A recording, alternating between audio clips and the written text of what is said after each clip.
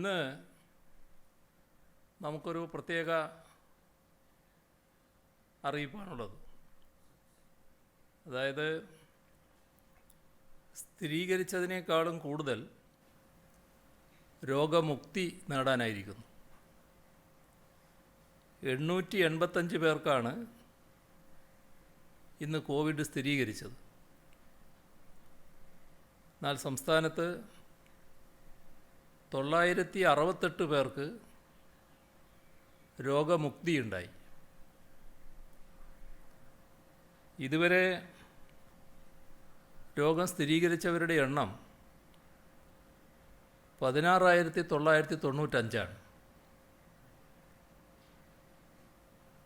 ഇന്ന് 724 പേർക്കാണ് സമ്പർക്കത്തിലൂടെ രോഗം ബാധിച്ചത്. അതായത് 885-ൽ 724 സമ്പർക്കമാണ്. അതിൽ ഉറവിടമറിയാത്തത് 56 പേരുണ്ട്. വിദേശത്ത് നിന്ന് 64 പേർ, മറ്റ് സംസ്ഥാനങ്ങളിൽ നിന്ന് 68 പേർ, ആരോഗ്യ പ്രവർത്തകർ 24. 4 മരണങ്ങളാണ് ഇന്ന് റിപ്പോർട്ട് ചെയ്തത്. തിരുവനന്തപുരത്ത് ചിറയൻകീഴ് സ്വദേശി 46 വയസ്സുള്ള മുരുകൻ, കാസർഗോഡ് അനങ്കൂർ സ്വദേശി 48 വയസ്സുള്ള ഖൈറുന്നീസ, കാസർഗോഡ് തന്നെ ചിറ്റാരി സ്വദേശി 68 വയസ്സുള്ള മാധവൻ, ആലപ്പുഴ കലവൂർ സ്വദേശി 85 വയസ്സുള്ള മറിയാമ്മ, ഇവരാണ് മരണമടഞ്ഞത്. ഇവരുടെ നിര്യാണത്തിൽ അനുശോചനം രേഖപ്പെടുത്തുന്നു.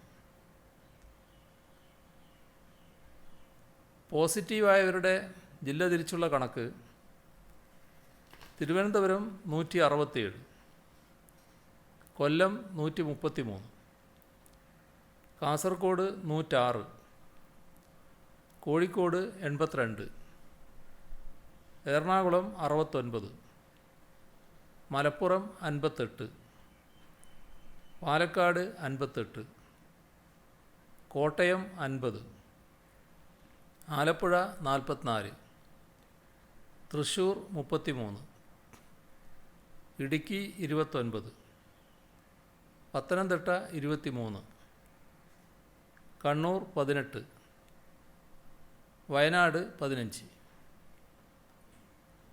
നെഗറ്റീവായവരുടെ ജില്ല തിരിച്ചുള്ള കണക്ക്: തിരുവനന്തപുരം 101, കൊല്ലം 54, പത്തനംതിട്ട 81, ആലപ്പുഴ 49, കോട്ടയം 74, ഇടുക്കി 96, എറണാകുളം 151, തൃശ്ശൂർ 12, പാലക്കാട് 63, മലപ്പുറം 24, കോഴിക്കോട് 66, വയനാട് 21, കണ്ണൂർ 108, കാസർഗോഡ് 68. കഴിഞ്ഞ 24 മണിക്കൂറിനകം 25,160 സാമ്പിളുകൾ പരിശോധിച്ചു. 1,56,767 പേരാണ് നിരീക്ഷണത്തിലുള്ളത്. 9,297 പേർ ആശുപത്രികളിൽ. ഇന്ന് 1,346 പേരെയാണ് ആശുപത്രിയിൽ പ്രവേശിപ്പിച്ചത്. ഇപ്പോൾ ചികിത്സയിലുള്ളവർ 9,371. ഇതുവരെ ആകെ 3,38,038 സാമ്പിളുകളാണ് പരിശോധനയ്ക്കായി അയച്ചത്. ഇതിൽ 9,185 സാമ്പിളുകളുടെ ഫലം വരാനുണ്ട്.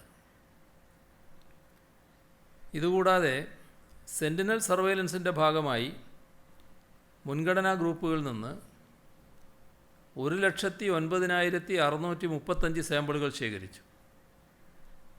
അതിൽ 1,05,433 സാമ്പിളുകൾ നെഗറ്റീവായി. ഹോട്ട്സ്പോട്ടുകളുടെ എണ്ണം 453. പുതുതായി രോഗം ബാധിച്ചവരുടെ എണ്ണം ഇന്ന് 1000-ൽ താണിട്ടുണ്ട്. പക്ഷേ സംസ്ഥാനത്തിൻ്റെ വിവിധ ഭാഗങ്ങളിലെ സാഹചര്യം കൂടുതൽ ജാഗ്രത ആവശ്യപ്പെടുന്നതാണ്. തിരുവനന്തപുരം ജില്ലയിൽ പൂന്തുറ, പുല്ലുവിള, പുതുക്കുറിച്ചി, അഞ്ചുതെങ്ങ്, ഭീമാപ്പള്ളി എന്നിങ്ങനെ 5 ലാർജ് ക്ലസ്റ്ററുകളാണ് നിലവിലുള്ളത്. ഇവിടങ്ങളിൽ രോഗം കുറയുന്ന പ്രവണത കാണുന്നില്ല. പുല്ലുവിള, പുതുക്കുറിച്ചി, അഞ്ചുതെങ്ങ് ക്ലസ്റ്ററുകളുടെ സമീപ മേഖലകളിലേക്ക് രോഗം പടരുന്ന സാഹചര്യം നിലവിലുണ്ട്. ജില്ലയിലെ 17 FLTCകളിലായി 2103 കിടക്കകൾ സജ്ജമായിട്ടുണ്ട്. 18 FLTCകൾ ഉടൻ സജ്ജമാകും. ഇവിടെ 1817 കിടക്കകളുണ്ടാകും. പുല്ലുവിളയിൽ കഴിഞ്ഞ 10 ദിവസത്തിനിടെ 671 കോവിഡ് പരിശോധനകൾ നടത്തി. അതിൽ 288 എണ്ണം പോസിറ്റീവായി. അതായത് 42.92% ടെസ്റ്റ് പോസിറ്റിവിറ്റി റേറ്റ്. പുല്ലുവിളയിലും പൂന്തുറയിലും കഴിഞ്ഞ 4 ദിവസം നടത്തിയ കോവിഡ് പരിശോധന വിവരങ്ങൾ: പൂന്തുറയിൽ ജൂലൈ 20 54 സാമ്പിളുകൾ ശേഖരിച്ചു, 18 പോസിറ്റീവായി. ജൂലൈ 21 64 സാമ്പിളുകൾ ശേഖരിച്ചു, 15 പോസിറ്റീവായി. ജൂലൈ 22 55 സാമ്പിളുകൾ ശേഖരിച്ചു, 22 പോസിറ്റീവായി. ജൂലൈ 23 49 സാമ്പിളുകൾ ശേഖരിച്ചു, 16 പോസിറ്റീവായി. Pulluvila July 20 50 sample, 11 positive. July 21 46 sample, 22 positive. July 22 48 sample, 22 positive. July 23 36 sample, 8 positive. ഇപ്പോൾ രോഗവ്യാപന തോത് കുറയുന്നുണ്ട്, എന്നാലും നിയന്ത്രണങ്ങളിൽ ഇളവ് വരുത്താറായിട്ടില്ല. കൊല്ലം ജില്ലയിലെ 33 കോവിഡ് പ്രാഥമിക ചികിത്സാ കേന്ദ്രങ്ങളിലായി 4850 കിടക്കകൾ സജ്ജീകരിച്ചു. 3624 കിടക്കകളുള്ള 31 കേന്ദ്രങ്ങൾ ഒരാഴ്ചക്കുള്ളിൽ തയ്യാറാവും. അതോടെ 64 CFLTCകളിൽ ആകെ കിടക്കകളുടെ എണ്ണം 8474 ആവും. പത്തനംതിട്ട ജില്ലയിലെ കുമ്പഴ അതൊരു ലാർജ് കമ്മ്യൂണിറ്റി ക്ലസ്റ്ററാണ്. ഇവിടെ സമ്പർക്കം മൂലം ഇതുവരെ 205 പേർക്ക് കോവിഡ് സ്ഥിരീകരിച്ചു. ഈ ക്ലസ്റ്ററിൽ കഴിഞ്ഞ 3 ദിവസങ്ങളിലായി വലിയ രീതിയിലുള്ള രോഗവ്യാപനം ദൃശ്യമല്ല. തിരുവല്ല തുകലശ്ശേരിയിലെ ഹോളി സ്പിരിറ്റ് കോൺവെൻറ്റിൽ സമ്പർക്കം മൂലം ഇതുവരെ 44 പേർക്കാണ് കോവിഡ് സ്ഥിരീകരിച്ചത്. ജില്ലയിൽ 75 CFLTCകളിലായി 7364 ബെഡുകളാണ് സജ്ജമാക്കുന്നത്. നിലവിൽ പ്രവർത്തിക്കുന്ന 5 CFLTCകളിലായി 624 ബെഡുകളാണുള്ളത്. ആലപ്പുഴ ജില്ലയിൽ കോവിഡ് കേസുകൾ കൂടുതലായി കണ്ടിരുന്ന കുറത്തിക്കാട്, കായംകുളം, ചേർത്തല താലൂക്ക് ആശുപത്രി, ITBP ഇവിടങ്ങളിൽ കേസുകൾ കുറഞ്ഞു വരുന്നുണ്ട്. തീരപ്രദേശത്തെ ക്ലസ്റ്ററുകൾ സജീവമായി നിലനിൽക്കുകയാണ്. സമ്പർക്ക പട്ടികയിലെ 105 പേർക്ക് ടെസ്റ്റ് നടത്തിയപ്പോൾ കടക്കരപ്പള്ളിയിൽ 18 പേർക്കും ചെട്ടിക്കാട് സമ്പർക്ക പട്ടികയിലെ 465 പേരിൽ 29 പേർക്കും കോവിഡ് സ്ഥിരീകരിച്ചു. ഫസ്റ്റ് ലൈൻ ട്രീറ്റ്മെൻറ്റ് സെൻ്ററുകൾക്കായി 29 കെട്ടിടങ്ങളിലായി 3140 ബെഡുകൾ സജ്ജീകരിച്ചിട്ടുണ്ട്. കോട്ടയത്ത് ജീവനക്കാരന് കോവിഡ് സ്ഥിരീകരിച്ചു. അതിനെ തുടർന്ന് ക്വാറന്റൈനിൽ പ്രവേശിച്ച കലക്ടർ ഉൾപ്പെടെയുള്ള ഉദ്യോഗസ്ഥർ വർക്ക് ഫ്രം ഹോം സംവിധാനത്തിൽ ചുമതലകൾ നിർവഹിക്കുകയാണ്. ചങ്ങനാശ്ശേരിക്കും പായിപ്പാടിനും പുറമെ പാറത്തോട്, പള്ളിക്കത്തോട് എന്നിവയാണ് നിലവിലുള്ള കോവിഡ് ക്ലസ്റ്ററുകൾ. CFLTCകൾക്കായി ഇതുവരെ 55 സ്ഥാപനങ്ങൾ ഏറ്റെടുത്തു.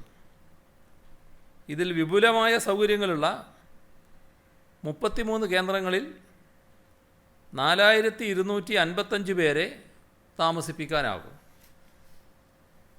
ഇടുക്കി ജില്ലയിൽ ലാർജ് കമ്മ്യൂണിറ്റി ക്ലസ്റ്റർ ഇല്ല. സമ്പർക്കം മൂലമുള്ള രോഗബാധ കൂടിയ സ്ഥലങ്ങൾ കൊന്നത്തടി, രാജാക്കാട് എന്നിവയാണ്. ഫസ്റ്റ് ലൈൻ ട്രീറ്റ്മെൻറ്റ് സെൻ്ററുകൾക്കായി 5 താലൂക്കുകളിലായി 5606 പേർക്കുള്ള സൗകര്യമാണ് ഒരുക്കുന്നത്. 3114 പേർക്കുള്ള സൗകര്യം പൂർത്തിയായി. എറണാകുളം ജില്ലയിൽ വൃദ്ധജന രോഗീ പരിപാലന കേന്ദ്രങ്ങൾ, കോൺവെൻറ്റുകൾ എന്നിവിടങ്ങളിൽ രോഗവ്യാപനമുണ്ടായത് ഗൗരവത്തോടെ കാണേണ്ട സാഹചര്യമാണ്. തൃക്കാക്കരയിലെ ഒരു കെയർ ഹോമിൽ 135 അന്തേവാസികളുടെ ആൻറ്റിജൻ പരിശോധന നടത്തിയപ്പോൾ 40 പേരുടെ റിസൾട്ടും പോസിറ്റീവാണ്. കെയർ ഹോമുകളിലേക്ക് സന്ദർശകരെ അനുവദിക്കില്ല. പുറമേക്കുള്ള കെയർ ഹോം അധികൃതരുടെ സഞ്ചാരവും പരിമിതപ്പെടുത്തും. പോസിറ്റീവായവരുടെ എണ്ണം കൂടുതലുള്ള കെയർ ഹോമുകളിൽ തന്നെ ഫസ്റ്റ് ലൈൻ ട്രീറ്റ്മെൻറ്റ് സെൻ്ററുകൾ സജ്ജമാക്കും. 24 മണിക്കൂറും ഡോക്ടറുടെ സേവനവും ആംബുലൻസ് സൗകര്യവും ഉണ്ടാകും. രോഗനിലയിൽ വ്യത്യാസം കണ്ടാൽ കോവിഡ് ആശുപത്രിയിലേക്ക് മാറ്റും. ലഭ്യമായ മൊത്തം ചികിത്സാ സൗകര്യത്തിൽ 39% കിടക്കകളാണ് ഇപ്പോൾ വിനിയോഗിച്ചിട്ടുള്ളത്. 47% ICU സൗകര്യവും 26% വെന്റിലേറ്ററുകളും ഉപയോഗിക്കുന്നുണ്ട്. പ്രധാന ക്ലസ്റ്ററായ ആലുവയിൽ രോഗവ്യാപനം ശക്തമായി തുടരുകയാണ്. സമീപ പഞ്ചായത്തുകളിലും കൂടുതൽ കേസുകൾ കഴിഞ്ഞ ദിവസങ്ങളിൽ റിപ്പോർട്ട് ചെയ്തു. കൊച്ചി കോർപ്പറേഷനിലെ ചില പ്രദേശങ്ങളിലും സമ്പർക്കം മൂലം രോഗം റിപ്പോർട്ട് ചെയ്തിരുന്നു. ആകെ 109 FLTCകളിലായി 5897 പോസിറ്റീവ് കേസുകൾ അഡ്മിറ്റ് ചെയ്യാൻ സൗകര്യമുണ്ട്. 24 കേന്ദ്രങ്ങളിൽ ഡോക്ടർമാർ ഉൾപ്പെടെയുള്ള ജീവനക്കാരെ നിയമിച്ചു. 21 സ്വകാര്യ ആശുപത്രികൾ കോവിഡ് ചികിത്സക്കുള്ള സന്നദ്ധത അറിയിച്ചിട്ടുണ്ട്. കോവിഡ് ആശുപത്രികളിലെ ICUകളിൽ ഇൻറ്റൻസിവിസ്റ്റുകളുടെ സേവനം കൂടുതലായി ആവശ്യമായി വരുന്നുണ്ട്. സ്വകാര്യ ആശുപത്രികൾ കൂടി സഹകരിച്ചാലേ ഇതിന് പരിഹാരമുണ്ടാവും. തൃശ്ശൂരിൽ സമ്പർക്ക വ്യാപനം കൂടുകയാണ്. ആദ്യം രോഗം സ്ഥിരീകരിച്ച ജില്ലയിൽ ആകെ രോഗികളുടെ എണ്ണം 1000 കടന്നു. 40 തദ്ദേശ സ്ഥാപന പ്രദേശങ്ങൾ കണ്ടെയ്ൻമെൻറ്റ് സോണാണ്. ഇരിങ്ങാലക്കുട നഗരസഭയിൽ ഇരിങ്ങാലക്കുട നഗരസഭയിൽ നിന്ന് മുരിയാട് പഞ്ചായത്തിലേക്ക് വ്യാപിക്കുന്നു. നാളെ വൈകിട്ട് മുതൽ ഇവിടെ ട്രിപ്പിൾ ലോക്ക്ഡൗൺ പ്രഖ്യാപിച്ചിട്ടുണ്ട്. 30 CFLTCകൾ തയ്യാറായി. ഇതിൽ 6033 ബെഡുകൾ ഒരുക്കിയിട്ടുണ്ട്. പാലക്കാട് പട്ടാമ്പിയിലെ രോഗബാധ കൂടുതലായി കണ്ടെത്തിയ സാഹചര്യത്തിൽ നടത്തിയ പരിശോധനയിൽ 38 പേർക്ക് രോഗം സ്ഥിരീകരിച്ചു. മലപ്പുറം ജില്ലയിൽ 3 കമ്മ്യൂണിറ്റി ക്ലസ്റ്ററുകളാണുള്ളത്. കൊണ്ടോട്ടി, നിലമ്പൂർ, പൊന്നാനി നഗരസഭയിലെ എല്ലാ വാർഡുകളുമാണ് കമ്മ്യൂണിറ്റി ക്ലസ്റ്ററായി തുടരുന്നത്. ലാർജ് ക്ലസ്റ്ററായിരുന്ന പൊന്നാനി താലൂക്കിലെ പൊന്നാനി നഗരസഭയൊഴികെയുള്ള പ്രദേശങ്ങളിൽ രോഗവ്യാപനം കുറഞ്ഞു. അതുകൊണ്ട് നിയന്ത്രണങ്ങൾ ഒഴിവാക്കിയിട്ടുണ്ട്. മറ്റൊരു ക്ലസ്റ്ററായിരുന്ന താനൂർ നഗരസഭാ പരിധിയിലെ നിയന്ത്രണങ്ങളും ഒഴിവാക്കി. ജില്ലയിൽ 59 കോവിഡ് ഫസ്റ്റ് ലൈൻ ട്രീറ്റ്മെൻറ്റ് സെൻ്ററുകളാണ് ഒരുങ്ങുന്നത്. 50,793 പേരെ കിടത്തി ചികിത്സിക്കാനുള്ള സൗകര്യമുണ്ടാകും. വയനാട് ജില്ലയിൽ ലാർജ് കമ്മ്യൂണിറ്റി ക്ലസ്റ്റർ ഉണ്ടായിട്ടില്ല. ലിമിറ്റഡ് കമ്മ്യൂണിറ്റി ക്ലസ്റ്ററായി തൊണ്ടർനാട് പ്രദേശം തുടരുന്നു. കണ്ടെയ്ൻമെൻറ്റ് സോണുകളായി തുടരുന്നത് 12 തദ്ദേശ സ്ഥാപനങ്ങളിലെ 87 വാർഡുകളാണ്. ജില്ലയിൽ 20 FLTCകളിലായി 2630 കിടക്കകൾ സജ്ജീകരിച്ചു കഴിഞ്ഞു. 5660 ബെഡുകളുടെ സൗകര്യത്തിൽ 52 കേന്ദ്രങ്ങൾ FLTCകളാക്കുന്നതിന് കണ്ടെത്തിയിട്ടുണ്ട്. കോഴിക്കോട് ജില്ലയിൽ നഗര ഗ്രാമ വ്യത്യാസമില്ലാതെ രോഗവ്യാപന ഭീതി നിലനിൽക്കുന്നു. 50 ഇടങ്ങളിലായി ഒരുക്കിയ FLTCകളിൽ 4870 ബെഡുകൾ സജ്ജീകരിച്ചിട്ടുണ്ട്. ജില്ലയിലെ തൂണേരിയാണ് ലാർജ് കമ്മ്യൂണിറ്റി ക്ലസ്റ്റർ. ചെക്കിയാട് ഗ്രാമപഞ്ചായത്തിലെ രോഗം സ്ഥിരീകരിച്ച ഡോക്ടറുടെ വിവാഹ ചടങ്ങിൽ പങ്കെടുത്തവരും ഈ വ്യക്തിയുമായി ഇടപഴകിയവരും ക്വാറന്റൈനിൽ പ്രവേശിക്കണമെന്ന് നിർദ്ദേശിച്ചിട്ടുണ്ട്. ചോറോട് ഗ്രാമപഞ്ചായത്തിലെ 8-ാം വാർഡിൽ രോഗം സ്ഥിരീകരിച്ച വ്യക്തിയുടെ വീട്ടിൽ ജന്മദിനാഘോഷം നടന്നത് ജൂലൈ 15-നാണ്. കോവിഡ് സമ്പർക്ക ഭീതി നിലനിൽക്കുന്ന സാഹചര്യത്തിലാണ് ചടങ്ങ് നടന്നത്. ഇതും ആശങ്കയ്ക്ക് കാരണമായിട്ടുണ്ട്. കണ്ണൂരിൽ ഫസ്റ്റ് ലൈൻ ചികിത്സാ കേന്ദ്രങ്ങളിൽ ആകെ 7178 കിടക്കകൾ സജ്ജമാക്കി.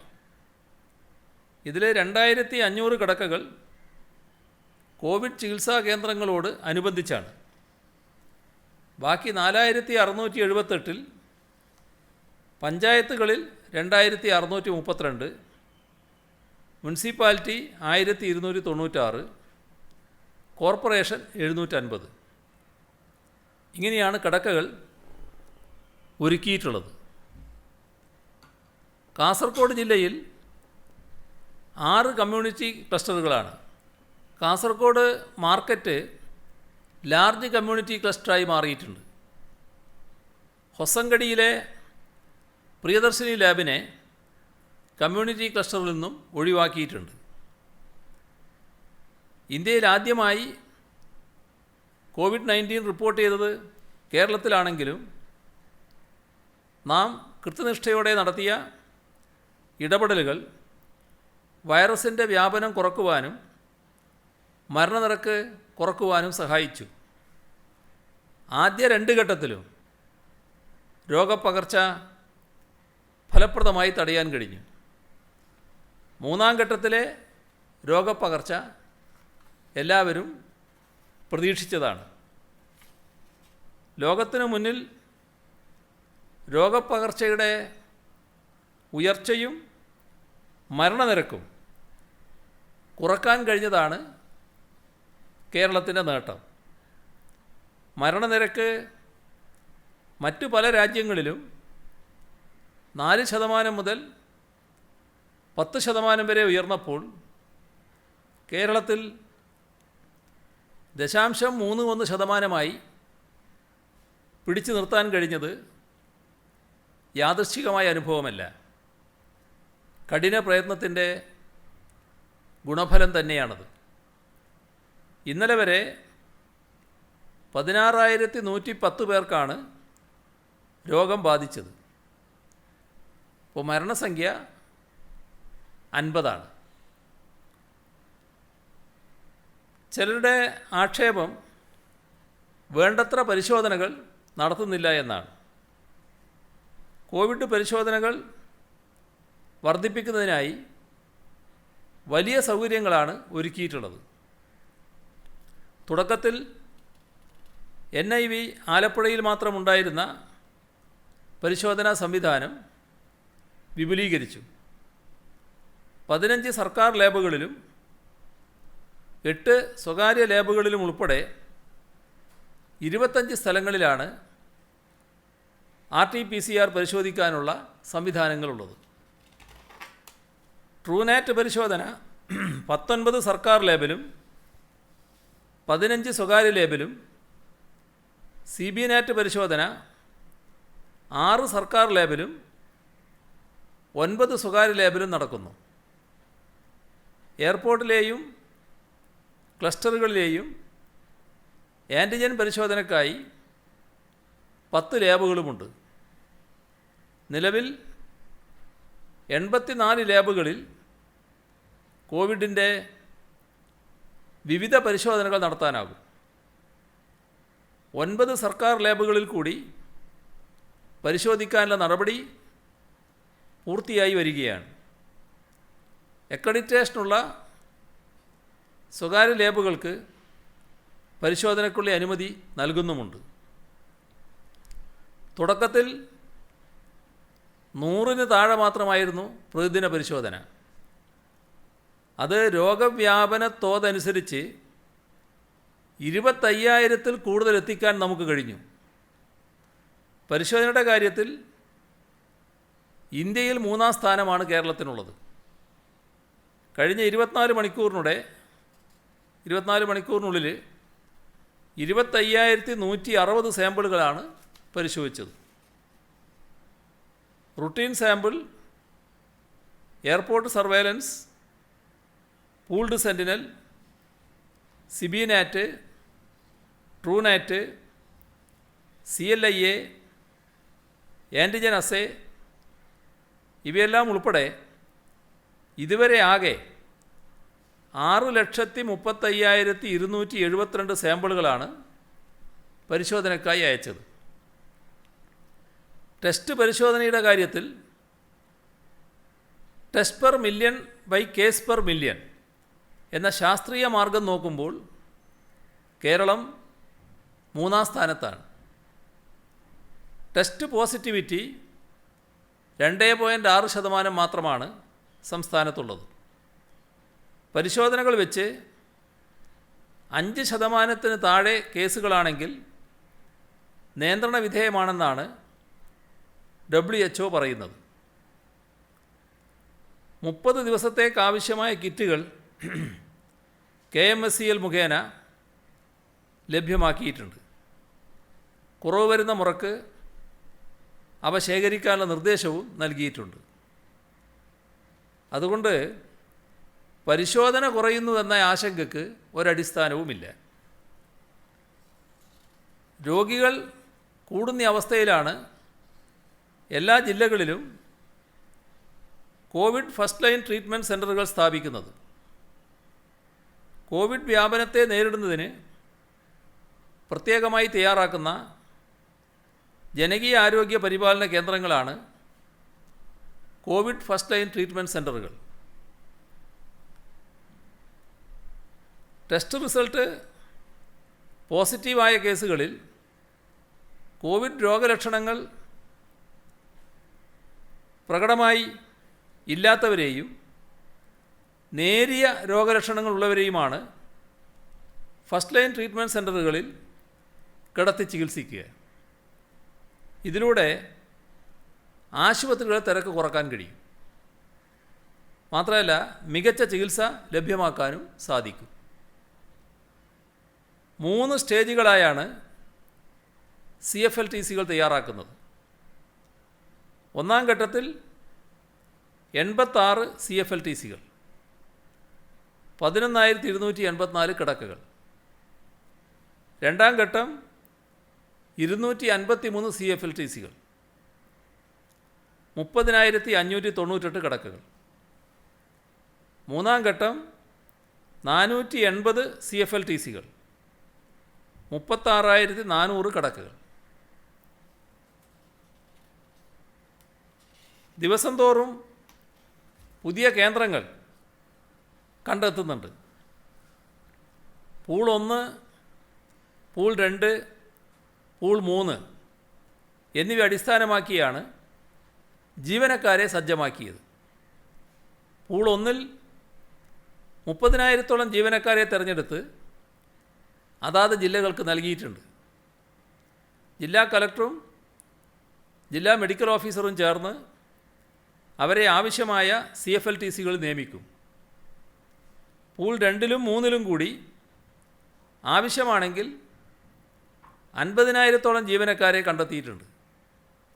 അതനുസരിച്ചുള്ള ആസൂത്രണം ആരോഗ്യവകുപ്പിൽ നടക്കുന്നുണ്ട്. കേസുകൾ വർദ്ധിച്ച് സന്നിഗ്ധഘട്ടം വന്നാൽ ഒപ്പം നിർത്താനായി സ്വകാര്യ ആശുപത്രികളുമായും ആശുപത്രി സംഘടനകളുമായും ചർച്ച നടത്തി.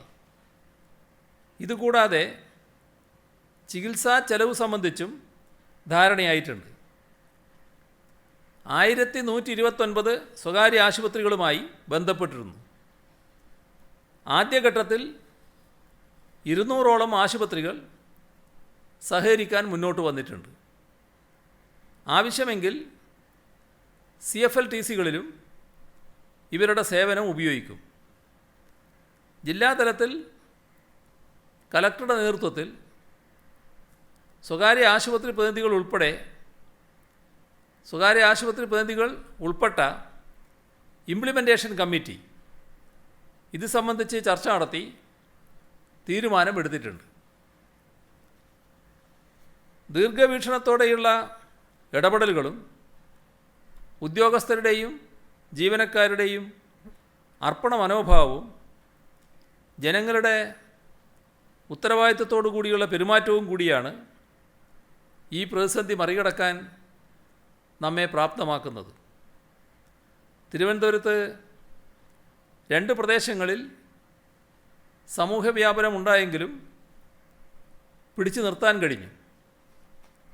ക്ലസ്റ്റർ കെയറിലൂടെ ശക്തമായ പ്രവർത്തനങ്ങളാണ് നടത്തുന്നത്. ഫീൽഡ് നിരീക്ഷണം, ചെക്ക് പോസ്റ്റ് നിരീക്ഷണം, റോഡ് റെയിൽ നിരീക്ഷണം, വിമാനത്താവള നിരീക്ഷണം ഇവയെല്ലാം ശക്തിപ്പെടുത്തി.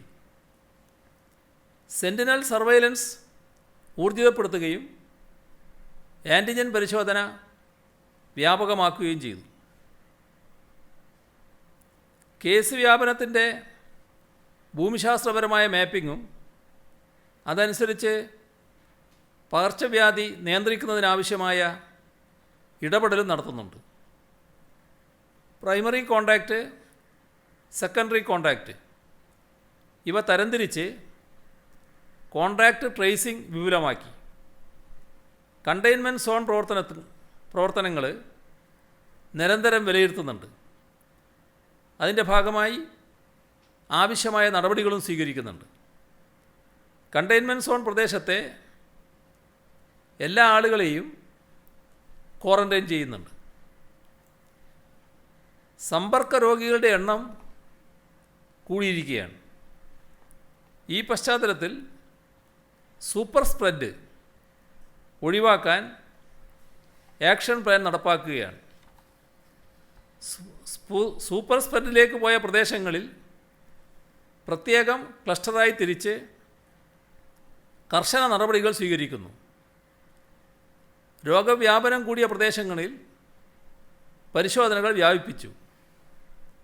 എത്രയും വേഗം രോഗബാധിതരെ കണ്ടെത്തുകയും സമ്പർക്കത്തിലുള്ളവരെ ക്വാറൻറ്റൈനിലാക്കുകയാണ്.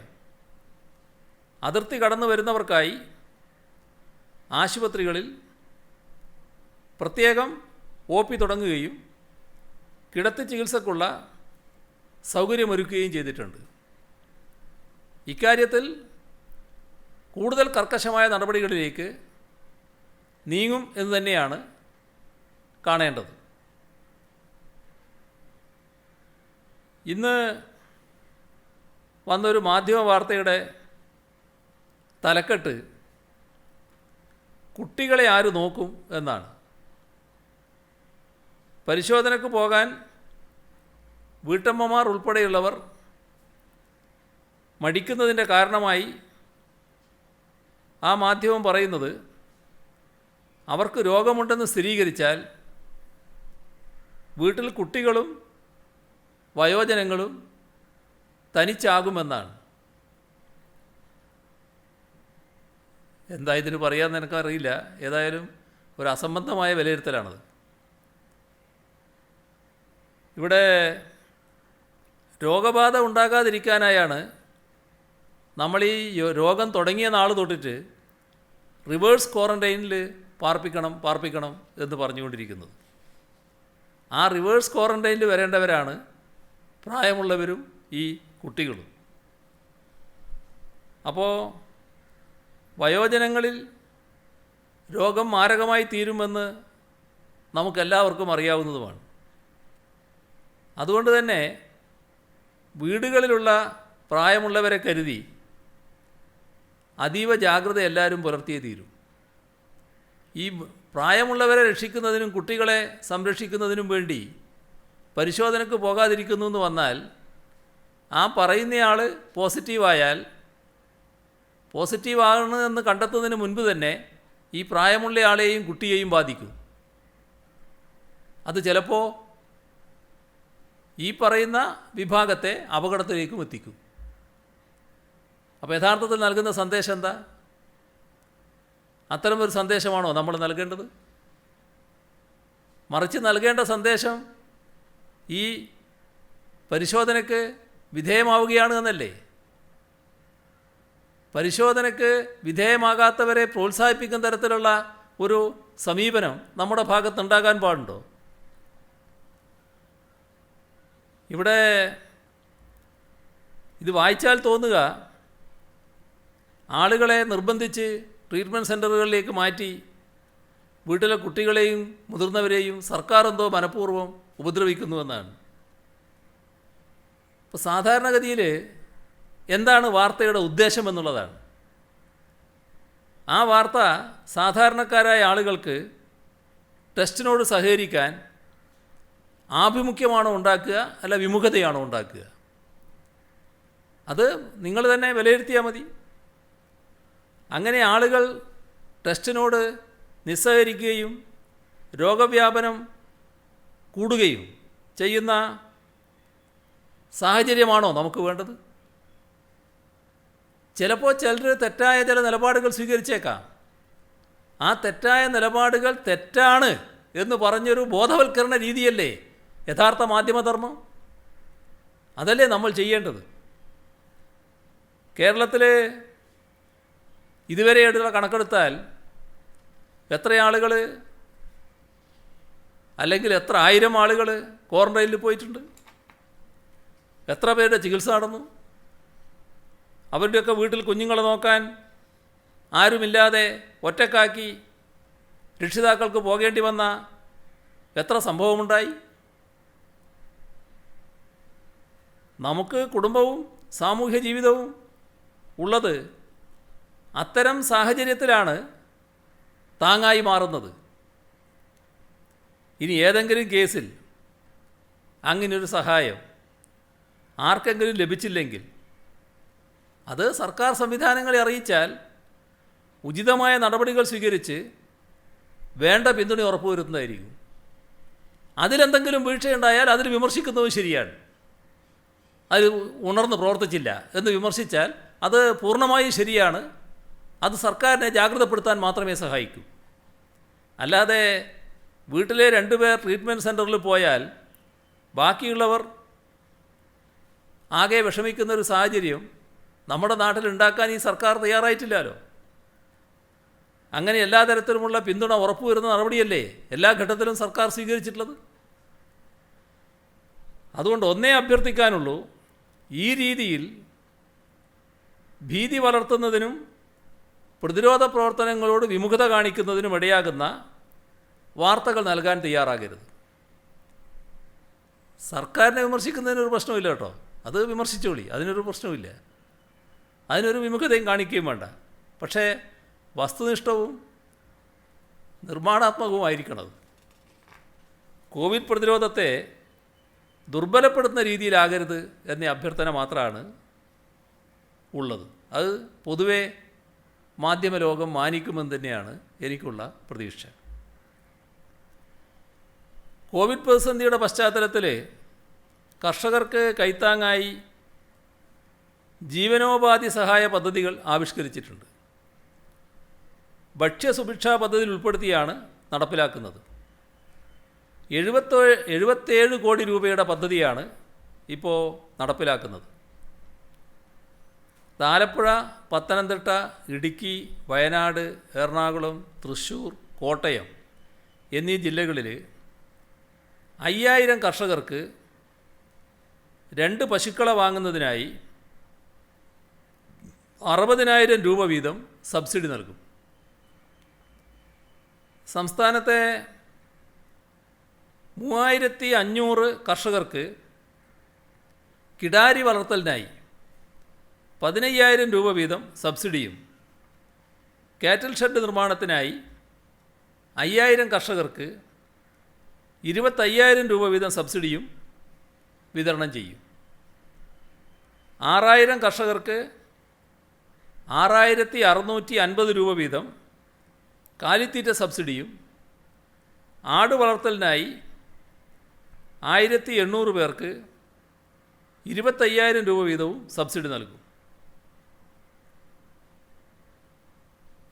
സമ്പർക്ക രോഗികളുടെ എണ്ണം വർദ്ധിക്കുന്ന സാഹചര്യത്തിൽ ആരോഗ്യ പ്രവർത്തകരോടൊപ്പം കോൺടാക്ട് ട്രേസിങ്ങിനായി പോലീസ് ഉദ്യോഗസ്ഥരെ കൂടി നിയോഗിക്കാൻ തീരുമാനിച്ചിട്ടുണ്ട്. മാസ്ക് ധരിക്കാത്ത 5500 സംഭവങ്ങൾ സംസ്ഥാനത്ത് നിന്ന് റിപ്പോർട്ട് ചെയ്തിട്ടുണ്ട്. ക്വാറന്റൈൻ ലംഘിച്ച 8 പേർക്കെതിരെ ഇന്ന് കേസ് രജിസ്റ്റർ ചെയ്തു. ബലിപെരുന്നാളിനോടനുബന്ധിച്ച് ബലികർമ്മം അനുഷ്ഠിക്കുന്നവർ കോവിഡ് ഹെൽത്ത് പ്രോട്ടോക്കോൾ പാലിക്കണമെന്ന് ഒരു വട്ടം കൂടി ഓർമ്മിപ്പിക്കുകയാണ്. മലങ്കര ഓർത്തഡോക്സ് സുറിയാനി സഭ തങ്ങളുടെ ഉടമസ്ഥതയിലുള്ള സെമിനാരികൾ, എഞ്ചിനീയറിംഗ് കോളേജുകൾ, ധ്യാന കേന്ദ്രങ്ങൾ, ഹോസ്റ്റലുകൾ, ആശുപത്രികൾ, ഹാളുകൾ ഇവയെല്ലാം ഉൾപ്പെടെ 12 സ്ഥാപനങ്ങൾ കോവിഡ് പ്രതിരോധ പ്രവർത്തനങ്ങൾക്കായി വിട്ടു നൽകിയിട്ടുണ്ട്. Rajiv Gandhi goodwill charitable trust online പഠന സൗകര്യമില്ലാത്ത 76 വിദ്യാർത്ഥികൾക്ക് TV വിതരണം ചെയ്തതായി അറിയിച്ചിട്ടുണ്ട്. TB's ചാരിറ്റബിൾ ട്രസ്റ്റ് കോഴിക്കോട് ജില്ലയിലെ ഫസ്റ്റ് ലൈൻ ട്രീറ്റ്മെൻറ്റ് സെൻ്ററുകളിലേക്ക് 1,05,814 രൂപയുടെ സാധനങ്ങൾ കൈമാറി. കിടക്ക, തലയണ, കിടക്കവിരി മുതലായ സാധനങ്ങളാണ് കൈമാറിയത്. ദുരിതാശ്വാസ നിധിയിലേക്ക് CPIM Thalassery new bus stand branch 50,000 രൂപ, Yuvashakti arts and sports club Ambalamatta Makreri biryani ചാലഞ്ചിലൂടെ സമാഹരിച്ച 43,242 രൂപ, CPIM AKG Nagar branch Panoor area biryani ചാലഞ്ചിലൂടെ സമാഹരിച്ച 29,500 രൂപ. കൂട്ടത്തിൽ COVID-19 സ്ഥിതി രൂക്ഷമായി വരുന്ന സാഹചര്യത്തിൽ നമ്മുടെ പ്രതിരോധം കൂടുതൽ ശക്തിപ്പെടുത്തുന്നതിനായി ഇന്ന് കക്ഷി നേതാക്കളുമായി ആശയവിനിമയം നടത്തിയിരുന്നു. സർവകക്ഷി യോഗമായിരുന്നു ചേർന്നത്. കോവിഡ് പ്രശ്നത്തിൽ 3-ാം തവണയാണ് ഇത്തരത്തിൽ കക്ഷി നേതാക്കളുമായി സംസാരിക്കുന്നത്. പ്രതിപക്ഷ നേതാവ് ഉൾപ്പെടെ എല്ലാ കക്ഷി നേതാക്കളും ഈ യോഗത്തിൽ പങ്കെടുക്കുകയുണ്ടായി. ജനങ്ങളെ ആകെ അണിനിരത്തി നാം നടത്തുന്ന പ്രതിരോധ പ്രവർത്തനങ്ങൾക്ക് എല്ലാ രാഷ്ട്രീയ പാർട്ടികളും സഹകരണവും പിന്തുണയും അറിയിച്ചിട്ടുണ്ട്. നമ്മുടെ പ്രതിരോധം ശക്തിപ്പെടുത്തുന്നതിനുള്ള ക്രിയാത്മകമായ ചില നിർദ്ദേശങ്ങൾ പ്രതിപക്ഷ നേതാവും മറ്റ് കക്ഷി നേതാക്കളും മുന്നോട്ട് വെച്ചു. ആ കാര്യങ്ങളെല്ലാം സർക്കാർ പരിശോധിച്ച് ആവശ്യമായ നടപടിയെടുക്കുമെന്ന് യോഗത്തിന് ഉറപ്പ് നൽകിയിട്ടുണ്ട്. പ്രാദേശിക തദ്ദേശഭരണ സ്ഥാപനങ്ങളെ കൂടുതൽ സജ്ജമാക്കുന്നതിന് സർക്കാർ എടുക്കുന്ന നടപടിയോടൊപ്പം മുഴുവൻ രാഷ്ട്രീയ പാർട്ടികളും സഹകരിക്കുമെന്ന് വ്യക്തമാക്കി. ഇതിൽ ഫണ്ടൊരു പ്രശ്നമല്ല എന്നതും വ്യക്തമാക്കിയിട്ടുണ്ട്. സ്വകാര്യ ആശുപത്രികളെ കോവിഡ് പ്രതിരോധ പ്രവർത്തനങ്ങളിൽ പങ്കാളിയാക്കുന്നതിനെപ്പറ്റി ചർച്ച ചെയ്യുകയുണ്ടായി. സ്വകാര്യ മേഖലയെ കോവിഡ് ചികിത്സയിൽ പങ്കാളിയാക്കുന്നതിനാവശ്യമായ നടപടികൾ സ്വീകരിച്ചിട്ടുണ്ട് എന്നത് വ്യക്തമാക്കി. നേരത്തെ ഞാൻ ആ കാര്യം പറയുകയുണ്ടായി. അവിടെയുള്ള നിരക്കും തീരുമാനിച്ചിട്ടുണ്ട്. ആരോഗ്യ പ്രവർത്തകരുടെ സുരക്ഷയുടെ കാര്യത്തിൽ കക്ഷി നേതാക്കൾ ആരായുകയുണ്ടായി. അതിനാവശ്യമായ PPE കിറ്റും N95 മാസ്കും മറ്റെല്ലാ സംവിധാനങ്ങളും നല്ല രീതിയിൽ തന്നെ ഒരുക്കിയിട്ടുണ്ട്, ആവശ്യമായത്ര സംഭരിച്ചിട്ടുണ്ട് എന്ന കാര്യം വ്യക്തമാക്കുകയുണ്ടായി. ടെസ്റ്റ് റിസൾട്ട് വേഗത്തിലാക്കണം എന്ന കാര്യം അവർ ചൂണ്ടിക്കാണിക്കുകയുണ്ടായി. അതിൽ ചില മനുഷ്യവിഭവശേഷിയുടെ കുറവുണ്ട് എന്നത് ചൂണ്ടിക്കാണിച്ചു. അത് നേരത്തെ സർക്കാരിൻ്റെ ശ്രദ്ധയിലുള്ള കാര്യമാണ്, ചർച്ച ചെയ്തായിരുന്നു അത്. ആ കാര്യത്തിൽ പരിഹാര നടപടികൾ ആരോഗ്യവകുപ്പ് സ്വീകരിച്ചിട്ടുണ്ട്. ഡാറ്റ എൻട്രി ഓപ്പറേറ്റർമാരെ പോലെയുള്ളവരെ പ്രത്യേകമായി റിക്രൂട്ട് ചെയ്യുന്നതിനുള്ള നടപടികളും ആരോഗ്യവകുപ്പ് സ്വീകരിച്ചു കഴിഞ്ഞിട്ടുണ്ട്. അതും അവരുടെ അടുത്ത് വ്യക്തമാക്കിയിട്ടുണ്ട്. ഇത്രയും കാര്യങ്ങളാണ് ഇന്ന് പങ്കുവെക്കാനുള്ളത്.